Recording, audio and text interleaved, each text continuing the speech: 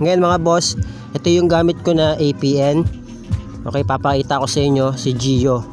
Okay, Gio yung ating gamit.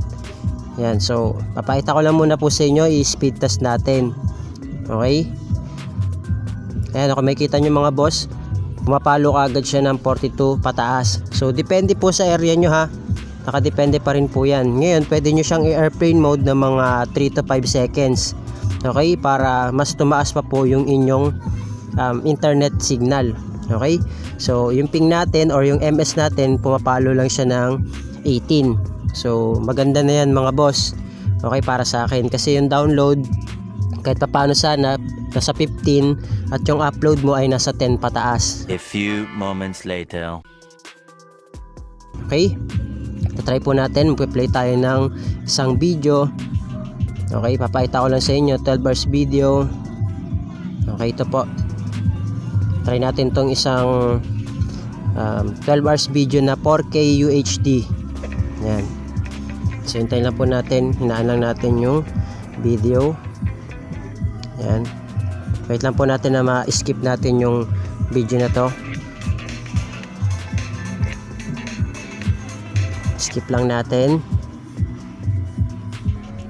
Kaya kung makita nyo mga boss, nagpe-play po agad siya. Ngayon, itatry natin, tatasan natin settings, tatasan natin yung resolution. Makita nyo 360 lang siya. Papalitan natin yung resolution nya, click natin yung advance, gawin natin 1080p, click natin yan. Okay, so makita nyo pag nagka-play na yan, ipo-forward natin para malaman nyo po. Ayan o, 20 seconds, 10 seconds. Yan, makita nyo po, nagpe-play po kagad siya. Hello guys, welcome back dito sa ating YouTube channel. Kumusta? Salamat nga pala sa walang sawa at patuloy na pagsuporta dito sa ating YouTube channel. Okay, so meron naman tayong i-update sa inyo mga boss para po sa lahat na mga gusto mapalakas yung kanilang mga internet signal. Okay, so lalo na kung ikaw ay taga-probinsya or liblib yung lugar mo, pwede kang pumunta sa bayan o kaya sa palengke kung saan merong malakas na internet signal. Okay, yung makakasagap ka talaga ng malakas-lakas na internet signal. Okay, tapos itry mo tong APN natin kung working sa area mo. Okay, so ako po pala ay naka-unli data mga boss. Okay, papakita ko lang po muna sa inyo. Asterisk 123 number sign.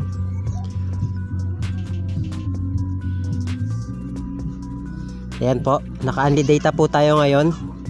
Yan yung promo ko ngayon mga boss. At hindi lahat ng token text ay merong unli data. So ibig sabihin selected SIM lang po yung merong unli data. Kaya hindi ko alam kung ano yung mga promo na gamit ninyo. Okay, good for all networks po itong APN natin. At Gio po ito. Okay, Gio yung gamit nating APN. O, pang ibang bansa po ito. Patry na lang po kung gagana po sa inyo. Okay, so good for all networks po ito ha. So bukod pa po yung para sa mga nakadito at GOMO, bukod po yun. Pero kung gusto nyong itry, okay, so nasa inyo na po yun. Basta ito ay good for all networks, smart, token text, Sun, Globe and TM. Okay, ngayon kung itatry nyo naman to sa dito at GOMO, hindi ko po sure kasi hindi ko pa siya natatry para sa dito kasi iba yung setup ng pandito SIM. Okay, pero meron akong tutorial nun mga boss. Okay, so pwede nyong panoorin yung mga previous videos natin. Okay, so yan po yung gamit ko ngayon, yung 499. Okay, ngayon bago ka lang, hindi ka masyadong techie. Okay, meron kang token text na matagal na or bago pa lang, kasi mga boss, medyo bago yung SIM card ko.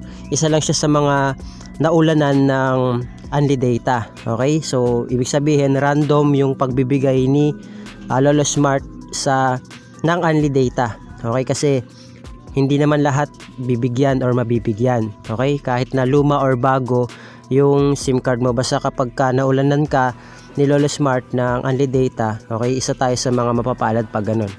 Okay, so katulad nito, dalawa yung SIM card ko dati na may unli data, nawala mga boss. Pero buti yung binili ko dati na SIM card na talk and text, mga ilang buwan yung nakalipas, wala yun mga boss. Ngayon nagkaroon siya, isa siya sa mga naulanan. So ibig sabihin kahit na nawalan ako dati ng dalawang TNT na unli data, napalitan naman sa isa. Okay, nabigyan naman yung isa kong token text na lagyan. Okay, so kung bibili naman kayo ng token text mga boss, hindi ko po sasabihin sa inyo na may only data yan. Okay, kasi sabi ko nga po, anytime or anywhere pwede kayong bumili ng token text na SIM, pero asahan nyo po na wala pong only data yan. So nakadepende pa rin po kay Lolo Smart kung mabibigyan yung SIM card nyo. Okay, halimbawa bumili kayo ngayon sa tindahan o kung saan man kayo bumili, pag chinek nyo yan, diba, mag-register pa kayo kasi bago nyo magamit yan, i-register nyo muna. Okay, ngayon kapag nabili nyo yan, na-register nyo na, check nyo kagad sa *143 number sign, i-check nyo kung merong only data. Okay, kapag meron, congratulations. Pag wala, sorry po. Okay, kasi hindi naman lahat ay merong only data. Okay, yan o, katulad yan na may only data. So, hindi lahat. Okay? Ngayon mga boss, ito yung gamit ko na APN. Okay, papakita ko sa inyo si Gio. Okay, Gio yung ating gamit.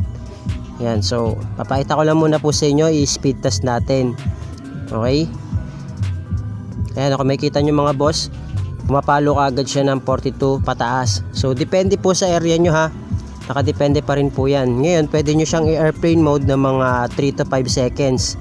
Okay, para mas tumaas pa po yung inyong internet signal.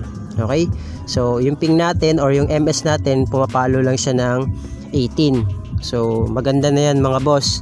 Okay, para sa akin kasi yung download kahit pa paano sana nasa 15 at yung upload mo ay nasa 10 pataas. Okay, download 15 pataas, yung upload 10 pataas. Okay, tapos yung MS nyo, papalo lang sana yan ng mga 15 to 25. Okay, na MS. Maganda na yun mga boss. Kaya na yun yung 1080p na 12 hours video. So try natin po sa YouTube.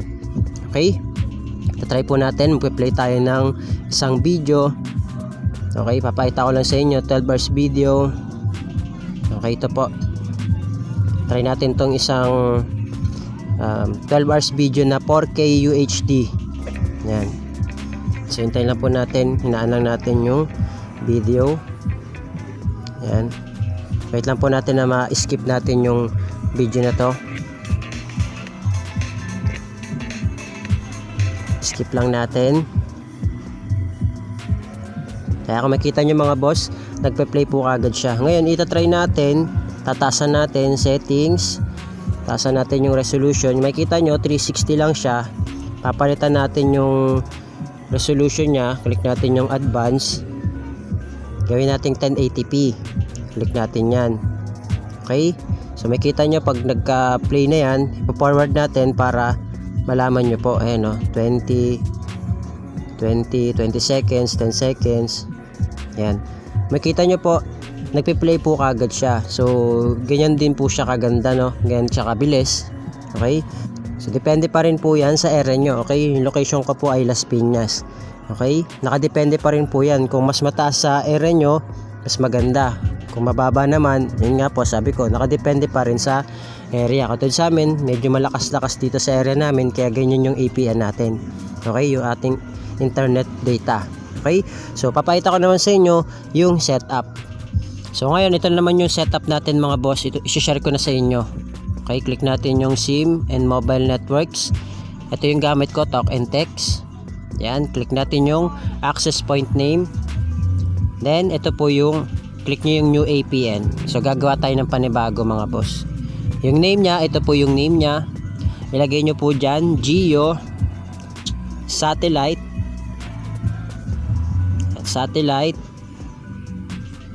Net. Ayan, gayahin nyo na lang po yung nasa screen para iwas error po. Ayan, Gio Satellite Net. Click natin yung OK. APN natin, ito po, GeoX. Yan, maliliit lang po Gayahin nyo na lang nasa screen para iwas error po kayo. Click natin yung OK. At yung kanyang username naman, click natin yung username. Ito po yung username niya mga boss. At satellite 24 Geo. Okay, yan po username at satellite 24 Geo. Ayan, gayahin nyo na lang po yung nasa screen para iwas error po. Click natin yung okay. At ito po yung kanyang password mga boss. Yung password niya at Geo Satellite. Click natin yung okay. Tapos yung server niya mga boss, ito naman yung pinaka server niya, www.geo, malaki po yung j.com. Okay, ayan po Ayan nyo na sa screen, www.geo.com. Big letter po yung J. Click natin yung okay. Tapos punta po tayo sa authentication type. Yung kanyang authentication type mga boss ay nakapop lang po. Okay po, nakapop lang po Click nyo yung pop. Yan. Then hindi po natin isi-set up yung APN. Okay, wala po tayong setup dyan. Dito na tayo sa APN protocol. APN protocol niya mga boss, IPv4, IPv6.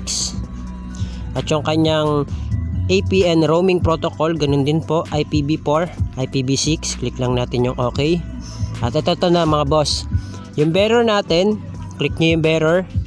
Kung napapansin nyo, halos madalas na ginagamit natin ay unspecified. Okay, unspecified, ibig sabihin pwede siya sa 2G, 3G, 4G, 5G na LTE. Okay? So ngayon ang gagawin natin, siya naman yung i-unclick natin. Okay? So yan naman yung hindi natin gagamitin, no? I-click natin to lahat mula kay LTE.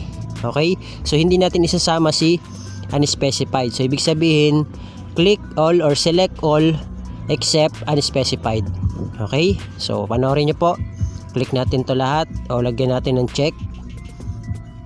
Yan, hanggang dulo. Yan, paglalagyan po natin yan. Yan. So, pinakasagad na yan mga boss. Maliban lang dito kay unspecified. Kasi unspecified lang muna yung hindi natin lalagyan. Okay, so click natin yung okay. Then, click natin yung more. Then, click natin yung save. Okay, so kapag na-save na natin, i-click na natin yung nagawa na nating APN. So, para matry natin. Okay, so kapag na-try nyo na mga boss, na-click nyo na, pwede po kayo mag-airplane mode ng 3 to 5 seconds. Airplane mode natin, 1, 2, 3, 4, 5. Okay, then, punta tayo sa ating speed test. Ito try natin siya. So, ang gagawin nyo mga boss, okay, so test again. Gawin nyo lang 3 to 5 seconds, airplane mode nyo lang, lalo na kapag humihina. Okay, ganun lang gawin nyo. Ilipat-lipat nyo lang mga boss hanggang sa lumakas yung inyong internet data. Okay? So, ganyan lang gawin nyo. Ayan, katulad yan, no? Yung download ko, 10 pataas. Okay? So, maganda na yan mga boss. Kapag kaganyan. Tapos yung upload, dapat 10 pataas. Okay? So, katulad yan, no? Yung upload ko naman yung tumaas. So, maganda na yan mga boss. Maganda na yung ganyan mga boss. Okay? So, feedback na lang po kayo kung working sa inyo or hindi itong video tutorial natin mga boss.